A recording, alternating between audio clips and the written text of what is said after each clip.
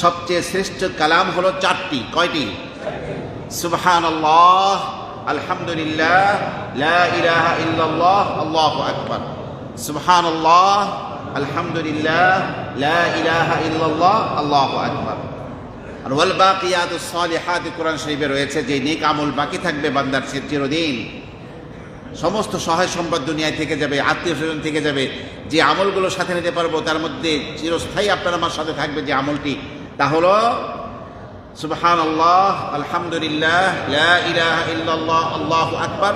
এর পাশাপাশি আরেকটি আছে, লা হাওলা ওয়ালা কুওয়াতা ইল্লা বিল্লাহিল আলিয়্যিল আযীম। সুবহানাল্লাহ ওয়ালহামদুলিল্লাহ ওয়া লা ইলাহা ইল্লাল্লাহ আল্লাহু আকবার ওয়া লা হাওলা ওয়ালা কুওয়াতা ইল্লা বিল্লাহিল আলিয়্যিল আযীম। আমার প্রিয় ভাইরা, বুখারী শরীফ বিশাল হাদিসের গ্রন্থ, অনেক বড় কিতাব। একেবারে শেষ হাদিসটি, প্রায় ৭,০০০ হাদিস আছে বুখারীতে, তার শেষ হাদিসটি হলো রাসূলুল্লাহ সাল্লাল্লাহু আলাইহি ওয়াসাল্লাম ইরশাদ করেছেন, কালিমাতানি খাফিফাতানি আলাল লিসান, দুটি শব্দ জিহ্বায় পড়তে খুবই হালকা, এটা পড়তে খুব বেশি কষ্ট হয় না। হাবিবাত খাফিফাতানি আলাল লিসান। এরপরে হলো তো সাকিলাতানি ফিল মিজান, নেক আমলের পাল্লা, দাড়ি পাল্লা, যাতে আপনারা আমার নেক আমলকে ওজন দেওয়া হবে, আল্লাহ প্রতিষ্ঠা করবেন কিয়ামতের দিন, সেই মিজানের পাল্লায় বড় ভারী, জিহ্বায় পড়তে হালকা, কিন্তু নেক আমল মিজানের পাল্লায় বড় ভারী হবে।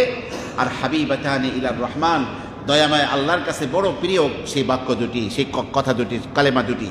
সেই কালেমা দুটি হলো সুবহানাল্লাহি ওয়া বিহামদিহি সুবহানাল্লাহিল আযীম। সবাই একটু পড়ুন, সুবহানাল্লাহি ওয়া বিহামদিহি সুবহানাল্লাহিল আযীম, সুবহানাল্লাহি ওয়া বিহামদিহি সুবহানাল্লাহিল আযীম, সুবহানাল্লাহি ওয়া বিহামদিহি।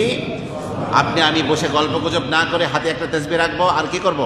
সুবহানাল্লাহি ওয়া বিহামদিহি সুবহানাল্লাহিল আযীম পড়ব। আপনার আমার মিজানের পাল্লা ভারী হতে থাকবে, নেক আমলের পাল্লা ইনশাআল্লাহ ভারী হতে থাকবে। আরেকটি কালেমার কথা হাদিসের আলোকে বলছি।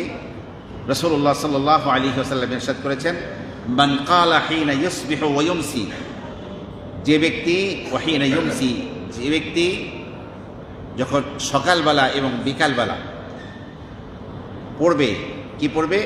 সুবহানাল্লাহি ওয়া বিহামদিহি। কি পড়বে? সুবহানাল্লাহি ওয়া বিহামদিহি। এতটুকুন কালিমা এই দুটি পড়বে, লাম ইয়াতি ইয়াউমাল কিয়ামাতি আফদালা মিম্মা জাআ বি, সে যেই পরিমাণ নেক আমল করে আসছে তার মতো আর কেউ এই পরিমাণ নেক আমল নিয়ে আসতে পারবে না। ইল্লা আহাদুন ক্বালা মিসলা মা ক্বালা, তবে কেউ যদি তার মতো এরকম সুবহানাল্লাহি ওয়া বিহামদিহি বেশি বেশি পড়ে থাকে, আও যাদা মিনহু, অথবা তার থেকেও বেশি পড়ে থাকে, তার কথা ভিন্ন। এছাড়া কেউ তার আমলের সমকক্ষ আমল নিয়ে উঠতে পারবে না। এই জন্য প্রতিদিন সকালবেলা গল্প গুজব না করে 100 বার সুবহানাল্লাহি ওয়া বিহামদিহি পড়তে পারবো না আমরা? সুবহানাল্লাহি ওয়া বিহামদিহি। কি পড়তে হবে 100 বার? সুবহানাল্লাহি ওয়া বিহামদিহি। ওটা ছিল সুবহানাল্লাহি ওয়া বিহামদিহি সুবহানাল্লাহিল আযীম। আর এখানে শুধু এই হাদিসে আসছে শুধুমাত্র কি বলা? সুবহানাল্লাহি ওয়া বিহামদিহি। সকালে 100 বার, বিকালে 100 বার। এটা নিজেদের বাচ্চাদেরকে শিখিয়ে দেবেন, ওরাও এই আমলের উপরে অভ্যস্ত হবে। মুসলিম শরীফের হাদিস। তাহলে 1 নম্বরে হজ উমরার সওয়াবও তাসবিহ তাহলিলের মাধ্যমে হাসিল করা যায়, যদি আপনার আমার বিশুদ্ধ ইচ্ছা থাকে।